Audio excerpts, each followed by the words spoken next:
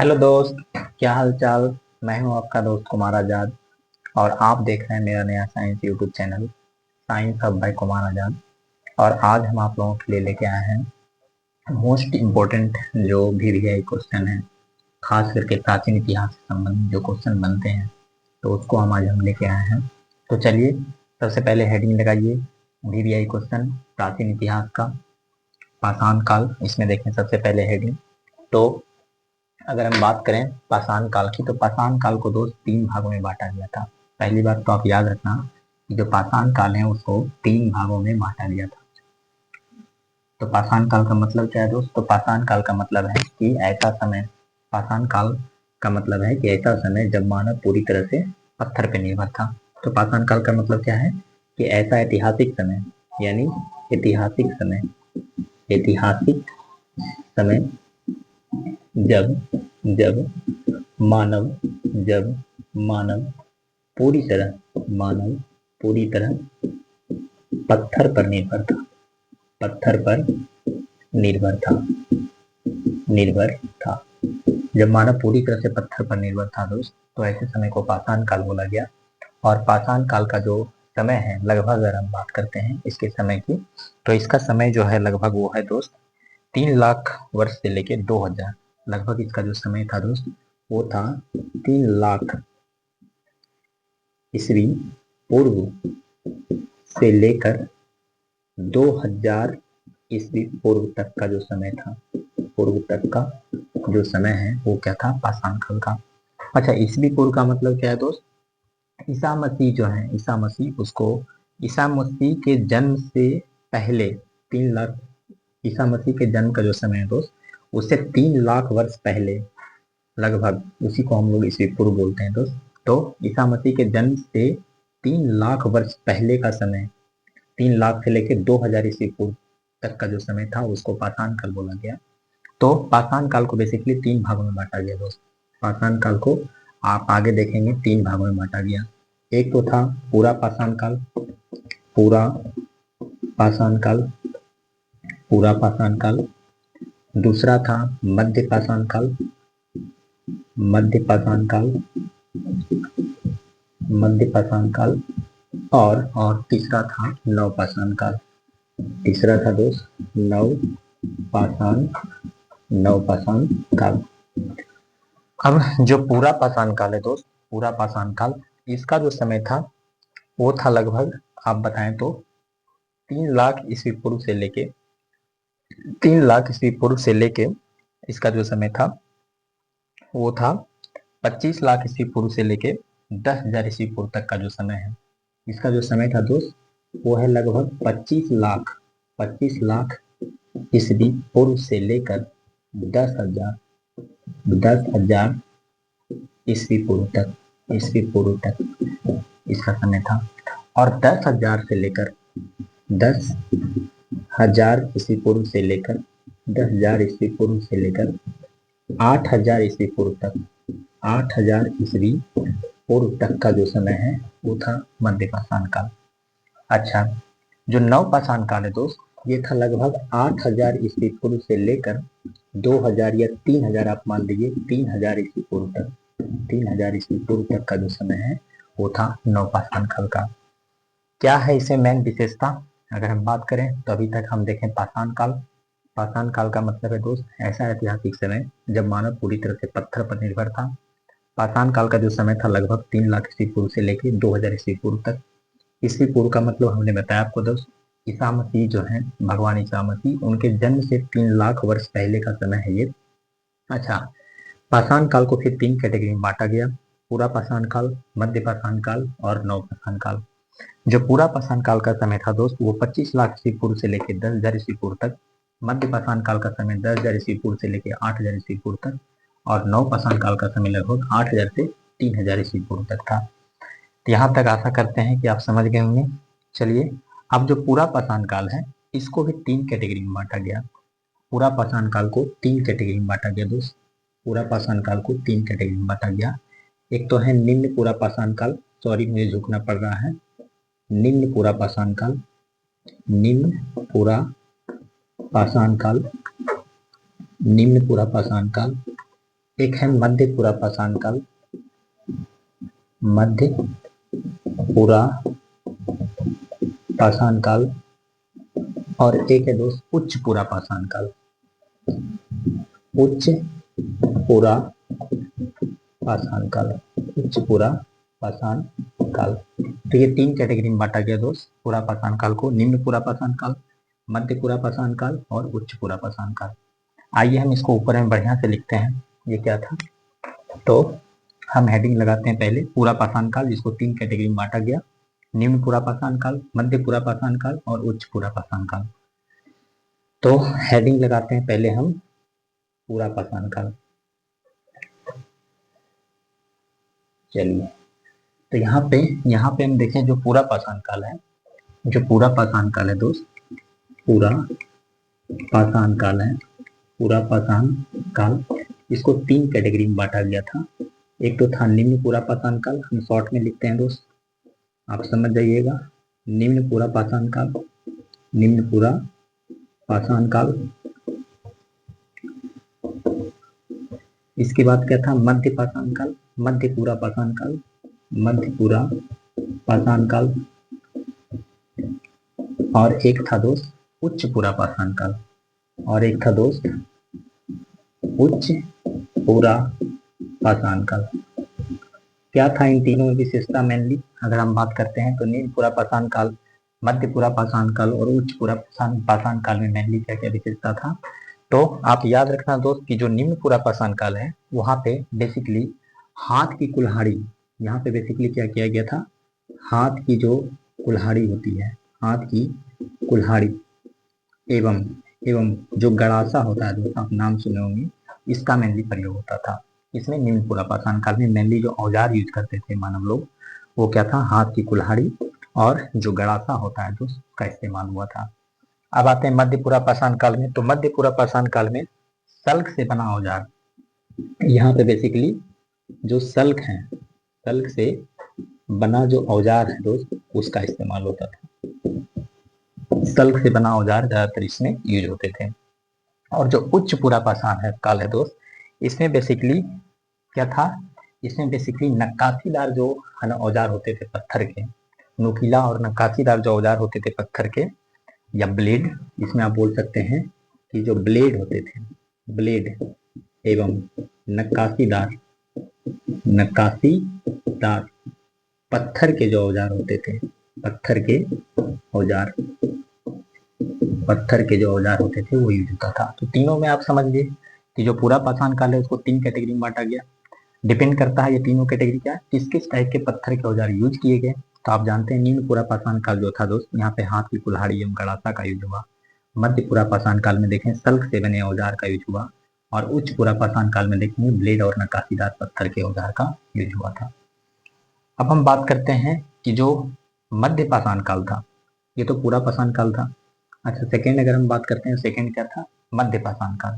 Second जो था दोस्त वो क्या था, मध्य पाषाण काल, मध्य पाषाण काल। ठीक है, ये दूसरा था आपका मध्य पाषाण काल। तो मध्य पाषाण काल में क्या हुआ था बेसिकली दोस्त, यहाँ पे छोटे और नुकीले पत्थर के जो औजार थे, यहाँ पे जो यूज होता था वो क्या होता था दोस्त, छोटे एवं नुकीले, छोटे एवं नुकीले पत्थर के औजार, पत्थर के औजार यहाँ पे यूज होते थे। छोटे और नुकीले पत्थर के औजार यूज होते थे कहाँ पे, मध्य पाषाण काल में। मध्य पाषाण काल में एक और विशेषता क्या है दोस्त, यहाँ पे पशुपालन की खोज यहीं पे हुई थी, और पशुपालन की शुरुआत, पशुपालन की शुरुआत यहीं पे माना जाता है दोस्त, मध्य पाषाण काल में। और एक क्या रह गया दोस्त, नव पाषाण काल। तो नव पाषाण काल में कृषि का खोज हो गया था, इसका कृषि का खोज हो गया था, और पॉलिशदार पत्थर के औजार यहाँ पे यूज होने लगे थे किसमें, नव पाषाण काल में। तो आइए हम उसको भी लिख देते हैं। नव पाषाण काल में बेसिकली क्या था दोस्त, जो नव पाषाण काल था, नव पाषाण काल था, यहाँ पे क्या हुआ था बेसिकली, कृषि का शुरुआत हो गया था, कृषि का स्टार्ट हो गया था, कृषि यानी कृषि की शुरुआत हो गई थी।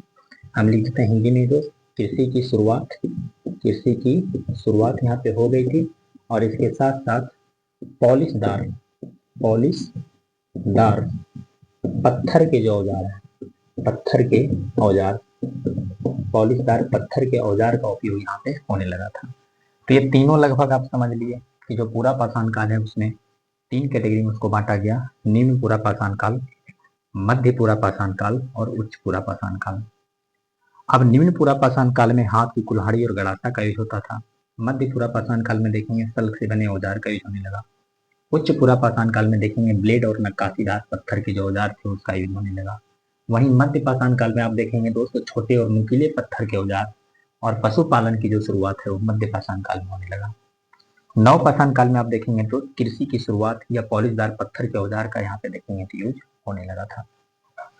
आशा करते हैं कि आप यहाँ तीनों समझ गए होंगे। अब हम बात करते हैं जो मध्य पाषाण काल था दोस्तों, उसका समय अगर हम देखेंगे मध्य पाषाण काल का, तो वो लगभग अगर आप देखेंगे तो हम बताए थे आपको 10,000 से लगभग 8,000 ईस्वी पूर्व तक का जो समय था मध्य पाषाण काल का था, और 8,000 से लगभग देखेंगे 3,000 ईस्वी पूर्व का जो समय था वो क्या था, नव पाषाण काल का था। तो आइए हम यहाँ पे समय भी इंडिकेट कर दें कि लगभग 10,000 ईस्वी पूर्व से लेकर 8,000 ईस्वी पूर्व तक का जो समय है, ईस्वी पूर्व तक का जो समय है दोस्त वो था मध्य पाषाण काल का।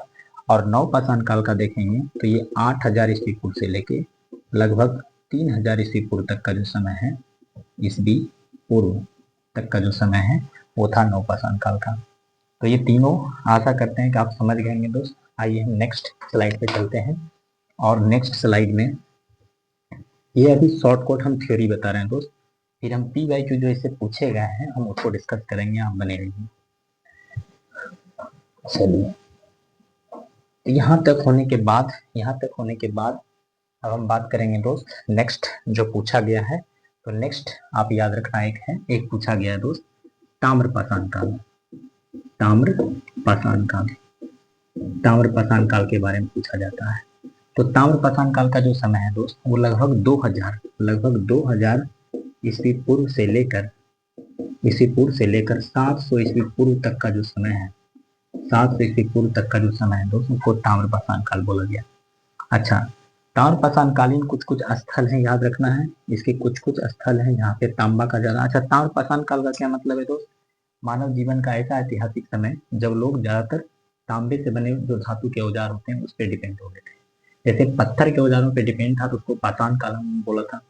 अच्छा, ताम्र पाषाण काल का मतलब है सिंपल सा मतलब तांबे की धातु के जो औजार हैं उस पर मेनली मानव का जीवन डिपेंड हो गया था तो उसको ताम्र पाषाण काल बोला गया। और ये बेसिकली नव पाषाण काल के बाद आया था। लगभग इसका समय 2000 ईस्वी पूर्व से लेकर 700 ईस्वी पूर्व तक माना जाता है। कुछ स्थल हैं जो ताम्र पाषाण कालीन स्थल देखे गए हैं भारत में या भारत से बाहर आप यूं कहें तो ऐसे कौन कौन से स्थल है जो ताम्र पाषाण कालीन स्थल है। तो ऐसे कुछ स्थल हैं जो जैसे कि राजस्थान का कुछ स्थल है जैसे आहड़, गिलुंद, ये कहाँ पड़ता है दोस्त, राजस्थान में। ये राजस्थान का ऐसा स्थल है जो कि ताम्र पाषाण कालीन था। उसके बाद महाराष्ट्र के कुछ स्थल हैं जैसे दायमाबाद, अगर हम बात करते हैं जैसे दायमाबाद, उसके बाद इनाम गांव, ये कहाँ है, तो ये है दोस्त महाराष्ट्र में, याद रखना है ये कहाँ है, तो ये है दोस्त महाराष्ट्र के कुछ गाँव हैं जो कि ताम्र पाषाण कालीन स्थल है। अच्छा, कुछ और भी स्थल हैं जो कि पड़ते हैं MP में दोस्त, वो है मालवा। जैसे अगर हम बात करते हैं मालवा, इसके अलावा हम आपको बात करते हैं मालवा के बाद हम बात करते हैं कायथा, या इसको आप बोल सकते हैं कायथा, ये MP में पड़ता है दोस्त। ये तीनों क्या है, ताम्र पाषाण कालीन स्थल है। अच्छा, ताम्र पाषाण काल का और विशेषता क्या था, तो लोग यहाँ पे बस्ती बना के रहना स्टार्ट कर दिए थे। तो आप यहाँ पे मेनली जो विशेषता है यहाँ का विशेषता देखा गया दोस्त, तो बस्ती बनाकर लोग रहना शुरू करते थे, बस्ती बनाकर रहना शुरू हो चुका था। मानव जीवन अब यहाँ पे क्या करने लगा, बस्ती बनाकर रहना शुरू हो गया था। कृषि की खोज हो गई थी, कृषि की खोज तो यहाँ पे हो गई थी, नव पाषाण काल में ही हो गया था, आपको पता है। और उनके बाद चूंकि ये आया है तो स्वाभाविक है कृषि और पशुपालन दोनों यहाँ पे एक्टिव था, कृषि और पशुपालन यहाँ पे प्रचलन में था और लोग बस्ती बनाकर रहना स्टार्ट कर दिए थे।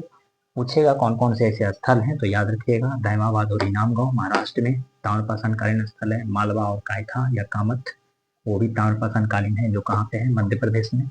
राजस्थान का 2 जगह आहड़ और गिलुंद, वो भी ताम्रपाषाण कालीन स्थल है।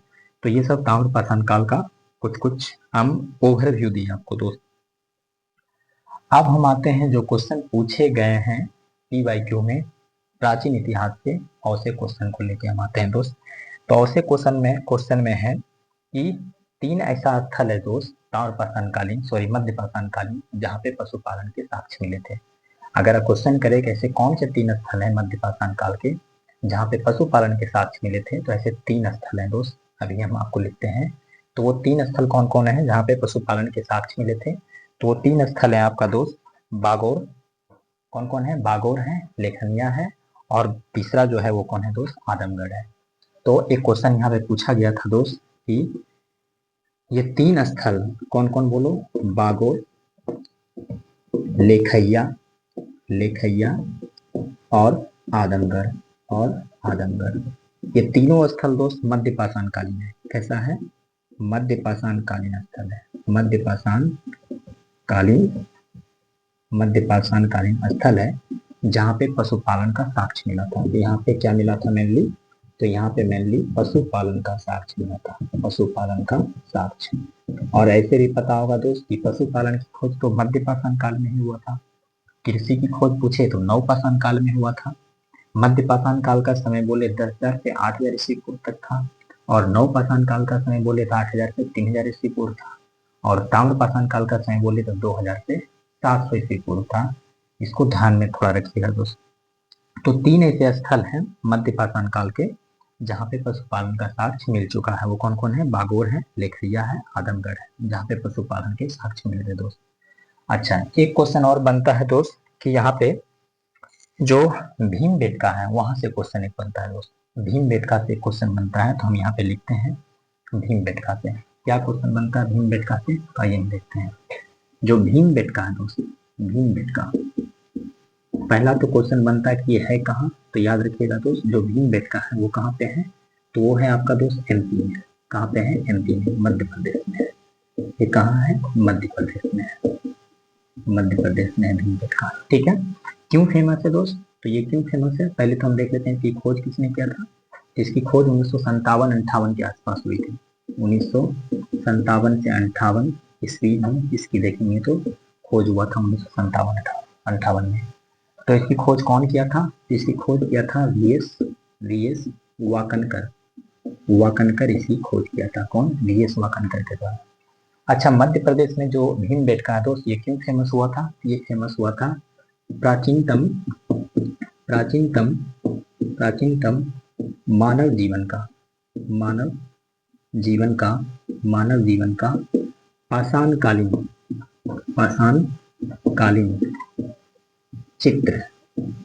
चित्र यहाँ पे मिला था दोस्त, इसलिए फेमस है।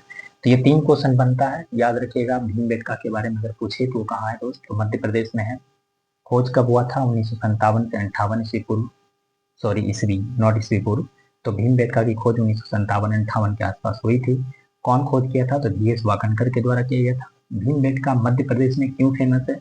क्योंकि यहाँ पे प्राचीनतम मानव जीवन का पाषाणकालीन चित्र मिला था, यानी पत्थर पे कुछ चित्र मिले थे मानव जीवन का, कहाँ पे? भीमबेटका में। तो एक तो ये क्वेश्चन बनता है दोस्त। नेक्स्ट जो क्वेश्चन बनता है दोस्त वो है यहाँ पे। अच्छा, ये भी पूछा जा सकता है कि मानव जीवन का सबसे ज्यादा चित्र कहाँ मिला था? तो यहीं पे मिला था। मानव जीवन का पाषाणकालीन सबसे ज्यादा चित्र कहाँ मिला था? तो भीमबेटका में मिला था। तो ये भी आप याद रखिएगा कि सर्वाधिक, यहाँ पे हम लिख देते हैं दोस्त, सर्वाधिक मानव जीवन का पाषाणकालीन चित्र भी यहीं पे मिला था दोस्त। कहाँ पे? भीमबेटका में मिला था। सबसे ज्यादा मानव जीवन का जो चिन्ह मिला था, है ना, चित्र मिला था या चिन्ह मिला था, वो कहाँ पे मिला था? भीमबेटका में। आई होप कि आप यहाँ तक समझ गए होंगे दोस्त। अब जो नेक्स्ट क्वेश्चन पूछा गया PYQ का, वो देखिए आप।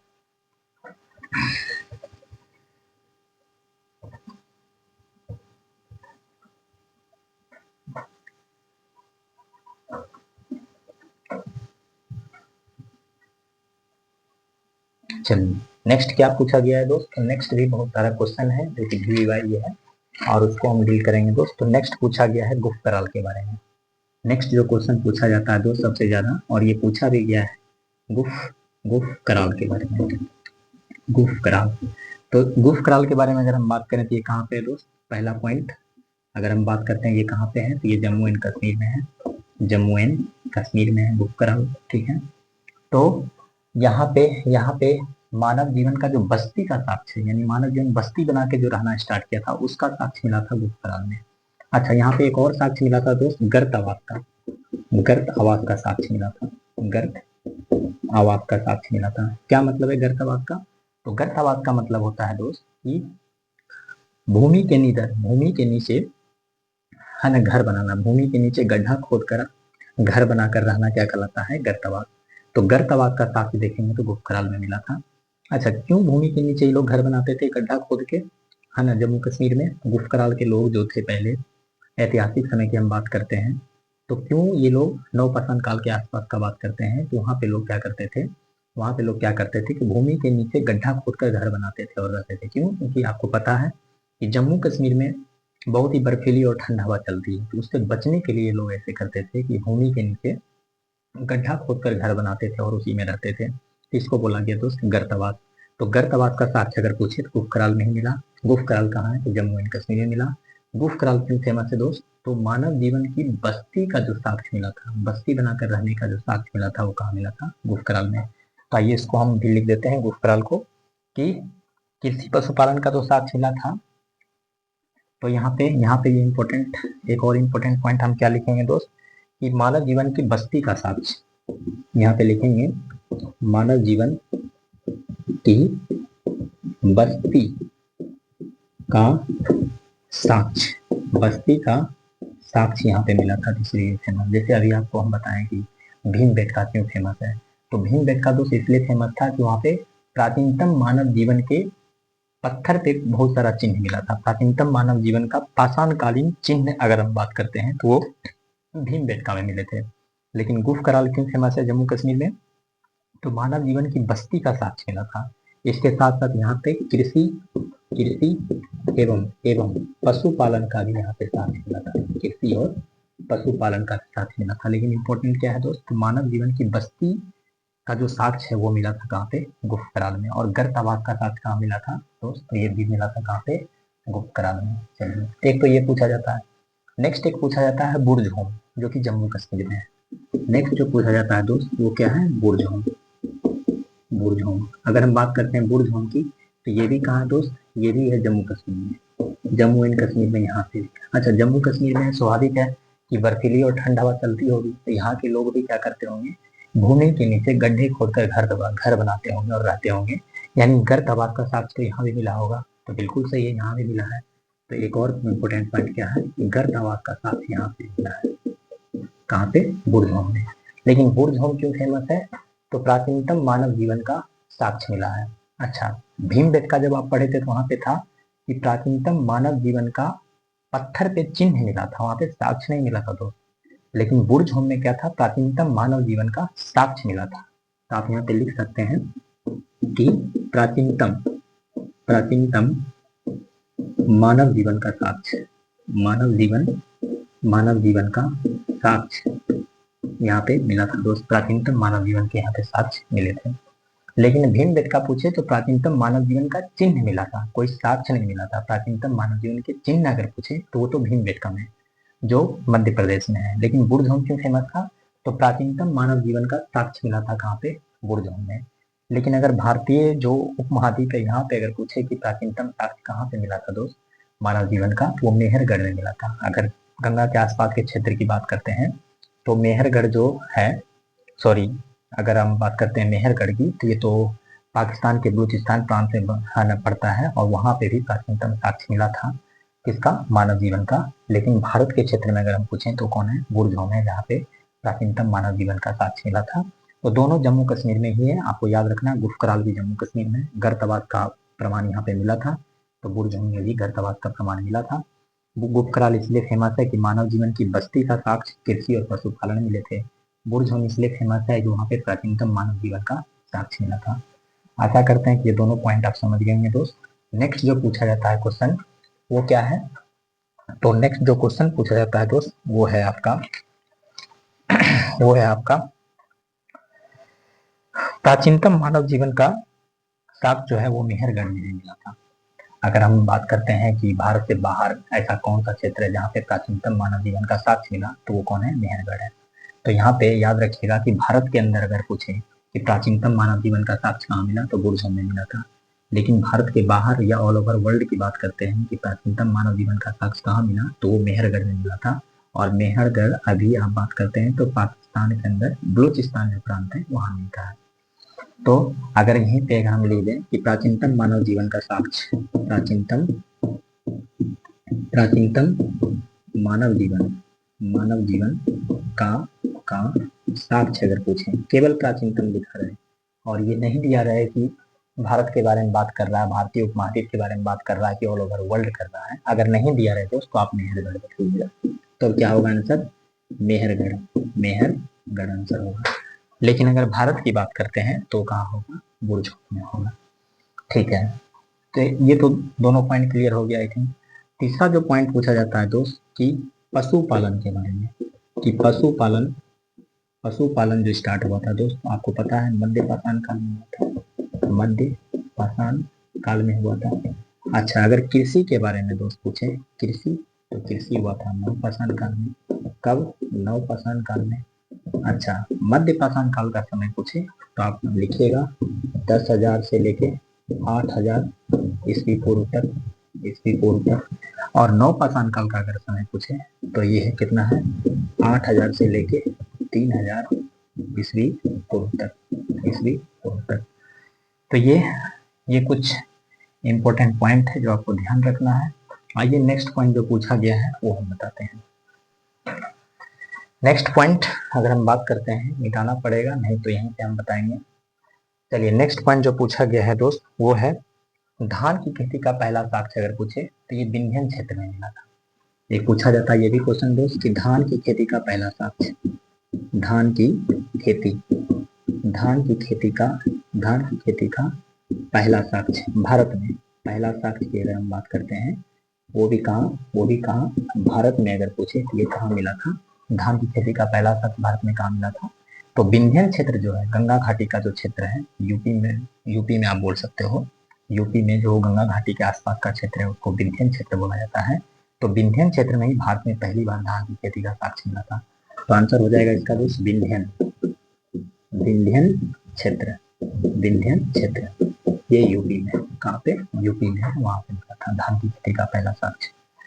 ठीक है दोस्त, चलिए नेक्स्ट हम देखते हैं।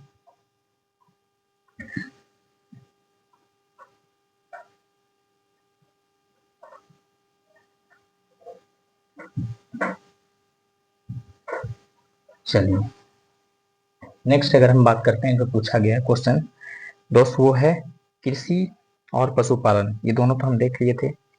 अच्छा, अगर आपसे पूछे कि नवपाषाणकालीन स्थल जो पूछा गया दोस्त कि नवपाषाणकालीन स्थल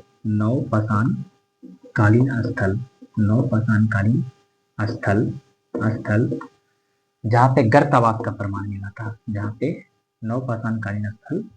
नवपाषाणकालीन स्थल, सॉरी दोस्त हम शॉर्ट में थोड़ा लिखेंगे, नवपाषाणकालीन स्थल बताइए जहाँ पे क्या मिला था? जहाँ पे गर्त आवास का प्रमाण मिला था, गर्त आवास का प्रमाण मिला था। तो कौन सा है? तो वो दो स्थल था, आपको बताए थे हम। एक तो बुर्ज होम था जो कि जम्मू एंड कश्मीर में है, और दूसरा कौन है? गुप्त कराम। ये भी कहाँ दोस्त? ये भी जम्मू एंड कश्मीर में है। तो ये दोनों स्थल था जहाँ पे गर्त आवास का प्रमाण मिला था। ठीक है, नेक्स्ट जो और क्वेश्चन पूछा गया है दोस्त वो है आपका, है ना, वो क्या है आपका दोस्त? प्रथम अनाज जो पूछा गया एक और क्वेश्चन दोस्त, प्रथम अनाज जो कि मानव प्रयोग किया था, प्रथम अनाज कौन था जिसका मानव प्रयोग किया था पहली बार? तो प्रथम अनाज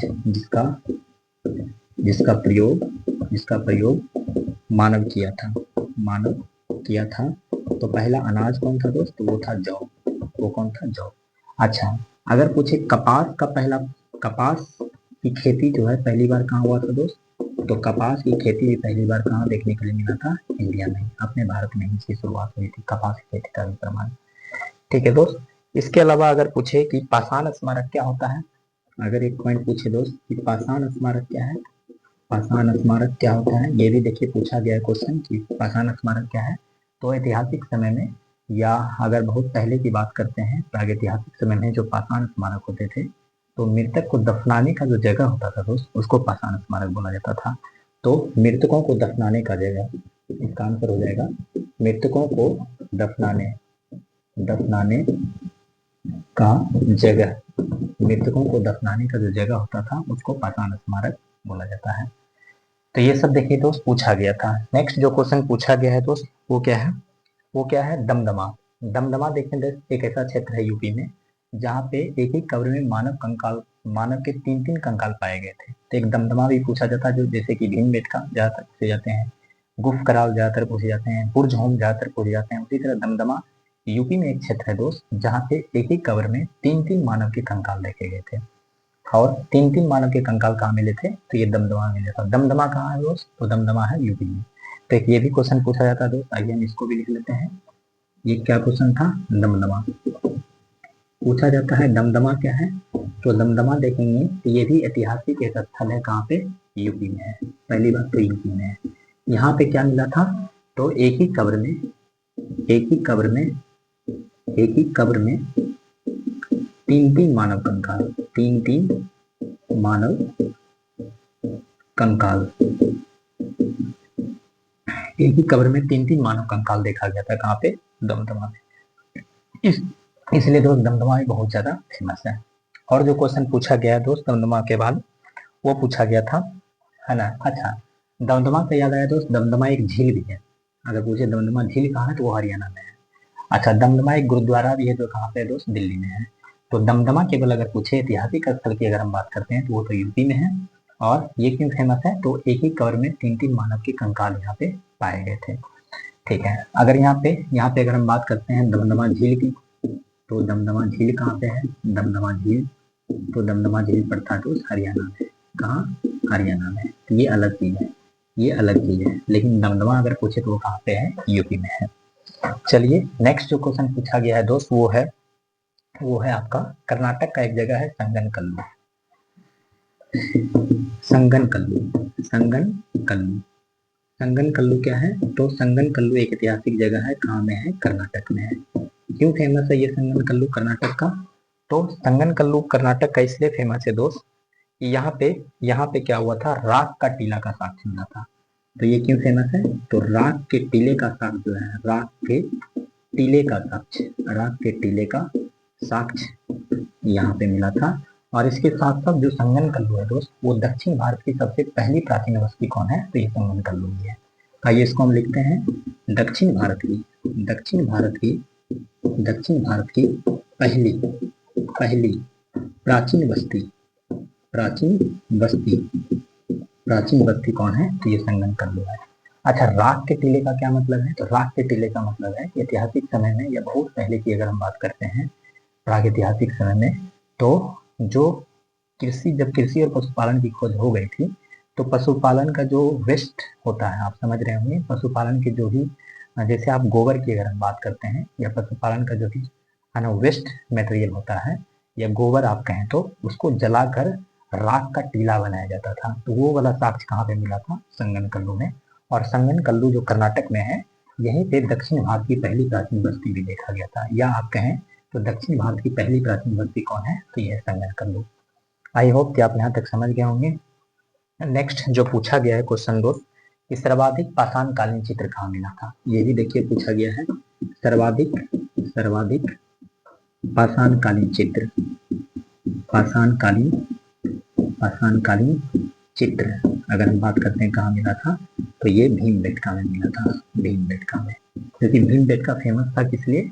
कि मानव जीवन का प्राचीनतम पत्थर पे जो चित्र मिला था, यानी मानव जीवन का सबसे प्राचीन पत्थर पे जो सबसे, या तो आप मानव जीवन का सबसे प्राचीनतम पत्थर का चित्र बोलिए, या मानव जीवन का सबसे ज्यादा पत्थर पे जो चित्र मिला था या चिन्ह मिला था, वो मिला था भीमबेटका में ही, जो कि कहाँ पे है? मध्य प्रदेश में है। और 1957-58 के आसपास की खोज हुई थी। कौन किया था? तो हम ये भी पहले बताए थे दोस्त, उसका नाम है D S Wakankar. D S Wakankar के द्वारा ही देखेंगे तो भीमबेटका की खोज हुई थी। और मानव जीवन का पत्थर पे बहुत सारा चित्र यहाँ पे उभरा हुआ है। जब आप देखिएगा कभी भी मध्य प्रदेश तो देखिएगा मानव जीवन का सबसे ज्यादा पत्थर पे जो चित्र है भारत में, तो वो कहाँ पे है? भीमबेटका में है। तो ये भी देखिए क्वेश्चन दोस्त पूछा गया था। नेक्स्ट क्वेश्चन जो पूछा गया है वो है आपका, है ना, गैरिक मृदभांड का साक्ष्य कहाँ मिला था? गौरिक मृदभांड एक पूछा गया दोस्त कि गौरिक गौरिक मृदभांड क्या होता है? गौरिक मृदभांड, तो गौरिक मृदभांड का मतलब होता है दोस्त गेरुआ रंग का मिट्टी का बर्तन। जो गेरुआ रंग के मिट्टी के बर्तन है उसी को गौरिक मृदभांड बोला गया। इसका साक्ष्य कहाँ मिला था दोस्त? इसका साक्ष्य मिला था आपका हस्तिनापुर। कहाँ? हस्तिनापुर, या आप बोल सकते हैं अतरंजी खेड़ा। अतरंजी खेड़ा, जो ये दो स्थल है, कौन कौन? हस्तिनापुर और अतरंजी खेड़ा, यहाँ पे गौरिक मृदभांड का साक्ष्य मिला था। इसको भी देखिए तो पूछा गया था। नेक्स्ट क्वेश्चन पूछा गया था अतरंजी खेड़ा, जो कि यूपी का एक जगह है, और लोहा का जो पहला साक्ष्य मिला था वो अतरंजी खेड़ा में ही मिला था। ये कहाँ पे? यूपी में एक जगह है। तो अतरंजी खेड़ा के बारे में बात करते हैं। अतरंजी अतरंजी खेड़ा, तो ये अतरंजी खेड़ा कहाँ है दोस्त? तो ये है यूपी में। पहली बात याद रखिएगा यूपी में है। तो 1000 ईस्वी पूर्व, 1000 ईस्वी पूर्व का लोहा का जो साक्ष्य मिला था, लोहा का साक्ष्य पहली बार अगर हम बात करते हैं भारत में, वो कहाँ पे मिला था? अतरंजी खेड़ा में मिला था पहली बार लोहा का साक्ष्य। लोहे के साक्ष्य के लिए ही ये फेमस है अतरंजी खेड़ा। बाकी गौरिक मृदभांड भी यहाँ पे देखा गया था। आई होप कि आप यहाँ तक समझ गए होंगे। तो आइए नेक्स्ट हम देखें।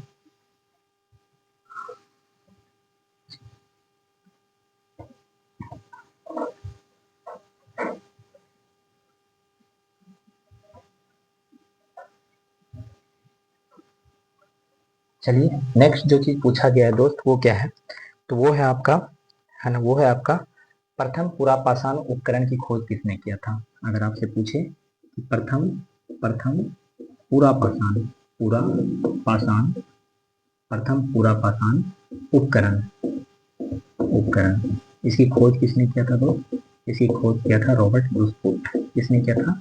Robert Bruce Foote. रॉबर्ट ब्रूसफुट के द्वारा देखेंगे तो पहली बार या प्रथम पुरापाषाण उपकरण की खोज किया गया था रॉबर्ट ब्रूसफुट के द्वारा। अच्छा, दूसरा क्वेश्चन जो पूछा गया है दोस्त वो है आपका, वो है क्या? प्राचीनतम अस्थायी जीवन का अगर हम प्रमाण पूछें तो वो मेहरगढ़ था। अगर हम पूछें कि प्राचीनतम प्राचीनतम प्राचीनतम अस्थायी जीवन का साक्ष्य तो कहाँ पे है दोस्त? तो वो है मेहरगढ़ में। जो कहाँ पड़ता है? तो पाकिस्तान के बलूचिस्तान जो प्रांत है, बलूचिस्तान जो प्रांत है, तो वहां पे मिलता है कौन? प्राचीनतम अस्थायी जीवन का साक्ष्य मेहरगढ़ में। लेकिन प्राचीनतम अस्थायी जीवन का साक्ष्य भारत में अगर पूछे तो कहाँ देश? तो वो है आपका, वो कहाँ आपका? तो वो है आपका गुप्तराज जो जम्मू एंड कश्मीर में था। लेकिन ऑल ओवर अगर पूछे प्राचीनतम अस्थायी जीवन का साक्ष्य कहाँ है? तो मेहरगढ़ में है। लेकिन प्राचीनतम मानव की बस्ती का साक्ष्य पूछे तो वो कहाँ पे होगा? तो होगा आपका गुप्तकाल। लेकिन प्राचीनतम मानव जीवन का जो चित्र मिला था पत्थर पे वो कहाँ मिला था? वो मिला था भीमबेटका में। तीनों अलग अलग क्वेश्चन ध्यान दीजिएगा। प्राचीनतम मानव जीवन का अगर अस्थायी जीवन का साक्ष्य मिले, प्राचीनतम अस्थायी जीवन का साक्ष्य अगर पूछे मानव जीवन का तो मेहरगढ़ है जो कि पाकिस्तान में पड़ता है। लेकिन अगर पूछे प्राचीनतम जो मानव जीवन का, है ना, प्राचीनतम मानव जीवन का साक्ष्य इंडिया में या भारतीय उपमहाद्वीप में कहाँ है? तो है गुप्तकाल। लेकिन अगर पूछे कि प्राचीनतम मानव जीवन का पत्थर पे जो चिन्ह मिला था वो कहाँ मिला था? तो वो मिला था भीमबेटका में। तो सबसे ज्यादा प्राचीनतम पाषाण कालीन मानव जीवन का चित्र वो कहाँ मिला था दोस्त? वो भीमबेटका में। तीनों अलग अलग है, तीनों को आपको ध्यान रखना है। चलिए नेक्स्ट जो क्वेश्चन इसमें पूछा गया है दोस्त वो है आपका, यहाँ पे माइक्रोलिथ एक वर्ड यूज होता था। एक वर्ड यूज होता था दोस्त, माइक्रोलिथ। क्या होता है माइक्रोलिथ? तो माइक्रोलिथ का मतलब होता है पत्थर का जो औजार था, पत्थर का औजार, इसी को बेसिकली माइक्रोलिथ बोला गया। इसको पत्थर के औजार को माइक्रोलिथ कहा जाता था। अच्छा, एक पूछा गया है दोस्त नवदा टोली के बारे में। तो नवदा टोली क्यों फेमस था? एक पूछा गया दोस्त नवदा टोली। पहली बात तो ये है कहाँ? तो ये मध्य प्रदेश में है। कहाँ पे है दोस्त? मध्य प्रदेश में है नवदा टोली। तो ये क्यों फेमस है? तो ये है यहाँ पे सर्वाधिक सर्वाधिक प्रकार का अनाज यहाँ मिला था। सर्वाधिक प्रकार का अनाज जो है दोस्त, सबसे ज्यादा प्रकार के जो अनाज मिले थे ऐतिहासिक समय में वो कौन है? नवदा टोली, मध्य प्रदेश का ये जगह है और ये ताम्रपाषाणकालीन स्थल है। तो यहीं पे लिख देते हैं दोस्त, ये ताम्रपाषाणकालीन स्थल है। ताम्रपाषाणकालीन स्थल है, नवदा टोली एमपी में है, जहाँ पे सर्वाधिक प्रकार के अनाज मिले थे दोस्त। ठीक है, नेक्स्ट जो क्वेश्चन पूछा गया है दोस्त वो है आपका जैसे पूछ देता है कभी कभी कि इनाम गांव कहाँ है, तो इनाम गांव महाराष्ट्र में पड़ता है। कोल्डीवा पूछ देगा कहाँ है, जहाँ पे चावल का जो है या धान का आप कहें तो साक्ष्य मिला था, तो वो देखें यूपी में है। इनाम गांव महाराष्ट्र में है। दैमाबाद पूछे तो वो भी देखें महाराष्ट्र में है। तो कुछ कुछ पुरातात्विक स्थल है और वो कहाँ है ये क्वेश्चन पूछा गया था दोस्त। तो हम एक जगह सारे स्थल को लिख देते हैं और वो कहाँ पे है तो उसको हम लिखते हैं। तो चलिए हम एक जगह पहले पूरे स्थल को लिख देते हैं।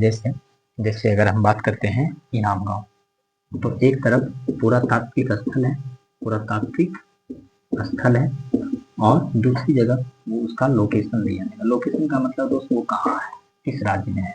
जैसे पुरातात्विक स्थल में पूछ जाता है कभी कभी दोस्त इनाम गांव कहाँ है दोस्त, ये महाराष्ट्र में है। अगर पूछे इनाम गांव कहाँ है, महाराष्ट्र में है। दूसरा देखिए पूछ देता है कभी कभी दोस्त संगन कल्लू ये कहाँ पे है, तो ये दोस्त याद रखिएगा कर्नाटक में है। कहाँ पे? कर्नाटक में है। अच्छा, इसके बाद देखिए दोस्त पूछ जाता है कभी कभी कोल्डीवा ये कहाँ है दोस्त, ये देखिएगा तो यूपी में है। ये तो देखिए दोस्त पूछा जाता है। पूछ दे आपको दैमाबाद ये कहाँ है, ये भी देखिए दोस्त महाराष्ट्र में है। कहाँ पे? तो महाराष्ट्र में है। ये भी देखिए दोस्त पूछा गया है कि दैमाबाद कहाँ पे है, तो ये महाराष्ट्र में है। इसके अलावा देखिए पूछ देता है दोस्त हथनौरा एमपी में है। पूछ दे अगर दोस्त हथनौरा ये कहाँ पे है दोस्त, तो ये देखिएगा एमपी में है, मध्य प्रदेश में है हथनौरा, है ना, एमपी में है। और हथनौरा क्यों फेमस है, तो मानव जीवन का जो पहला जीवाश्म मिला था, खास करके मानव की खोपड़ी का जो पहली बार साक्ष्य मिला था वो हथनौरा में मिला था। तो मानव जीवन का प्रथम जीवाश्म कहाँ मिला था दोस्त, हथनौरा। कहाँ पे है? एमपी में है। तो ये सब कुछ पुरातात्विक स्थल है और उसका लोकेशन बाकी आपको याद रखना है कि है ना, बुलजोन कहाँ पे है, भीमबेटका कहाँ पे है, कौन कौन सा साक्ष्य मिला था, गुप्त कराल क्या है, उसकी खोज किसने किया था। तो आज भर हम इतना ही रहने देते हैं दोस्त। बाय, जय हिंद।